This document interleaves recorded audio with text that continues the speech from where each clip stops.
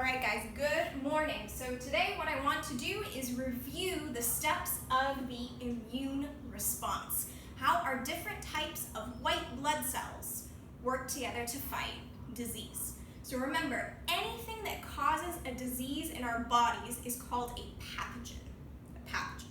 So that is what we're going to look at today. How the different white blood cells fight a pathogen. Say a virus, a bacteria, a fungus, anything that's trying to invade our bodies and make us sick. So, in our immune response, the first line of defense is the integumentary system. Our hair, skin, nails, saliva, mucus, all the things that are trying to catch pathogens and keep them out to prevent us from needing to use our white blood cells in the first place. So that's what our integumentary system wants to do. Keep things out to prevent our internal defenses from needing to do anything. But if we do have a pathogen, say a virus, that invades our body, it breaks past our first line of defense, then our white blood cells need to get to work. So the first white blood cell that starts to work, these are called the macrophages. And these are big white blood cells. And their job is to eat, consume, and try to gobble up as many pathogens as they can before they can spread throughout the body.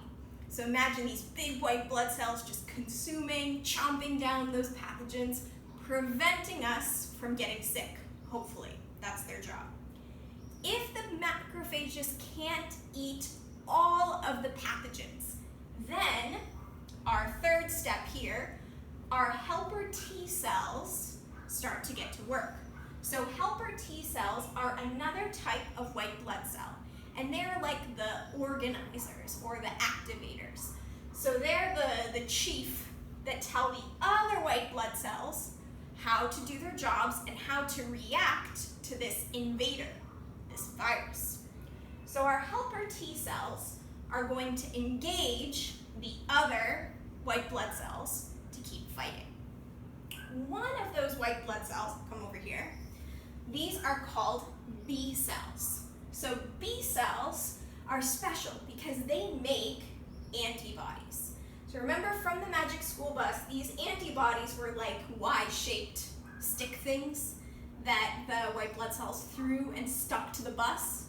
So the reason that they do that is because it helps to label the pathogen so that the body knows, oh, if I see this label, like a name tag, says, hello, my name is coronavirus, the body says, wait a second, that is dangerous, we need to get rid of that as soon as possible.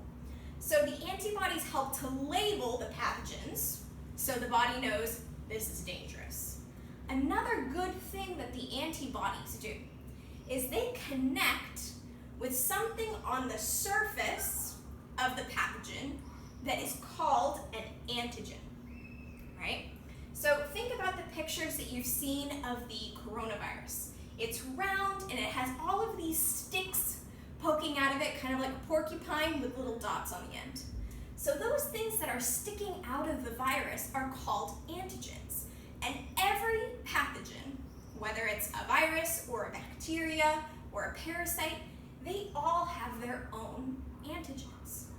So that helps our body to recognize, ooh, that is a flu cell, that is the coronavirus, that is strep throat.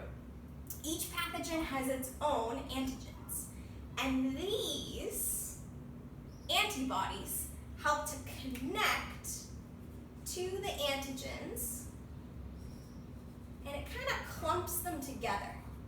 So it makes it harder for the pathogens to move around and make us sick. So that's a good thing. It marks the pathogens so our body knows that they are dangerous and we need to get rid of them. And it helps to slow them down so that it's harder for them to invade our cells. So the B cells have a really big job in making these antibodies. And again, it's the helper T cells that tell the B cells to do their job and make those antibodies. The helper T cells also tell the killer T cells to do their own special job. So killer T cells are another type of T cell, and these are destroyers, kind of like our macrophages. But the T cells are going to recognize pathogens based on the antibody labels and their antigens. So they've read their label, they know that they are dangerous and they are invaders. And once it finds those pathogens, once it recognizes them, they destroy it and get rid of it. So all of these white blood cells together, again, in the order that they come, are helping to fight the infection to prevent it from spreading throughout our bodies. And in most cases, with all of these lines of defense, we are able to cure ourselves, essentially feel better, and fight off the disease with our immune systems. But sometimes we need a little extra help. So if our immune system needs a little help and the infection seems to be spreading, then that is when your doctor may give you some sort of antibiotics. So antibiotics are medicine that help to kill specifically pathogens that are alive. So things like bacteria and yeasts and fungi.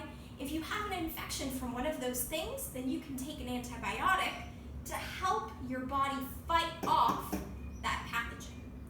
If you have a virus, however, since viruses are not alive, antibiotics can't kill them. So there's other treatments that you can do perhaps if you have a really bad virus, but an antibiotic won't kill off the virus. But to kind of sum this all up here, again, the first step, the first line of defense is always your integumentary system. Your hair, skin, nails, saliva, keep the pathogens out, then we don't have to worry about them. If they do invade, then our white blood cells take over. First, our macrophages try to eat and engulf as many pathogens as possible. And if we still need more help, the helper T cells tell the B cells and the killer T cells to get to work to make antibodies and to kill off and destroy the pathogens that have been labeled as not good, that have been labeled as invaders. So that is the general process. Definitely use your book as well. They have a great chart that shows how the different white blood cells work together and in what order. Thank you guys.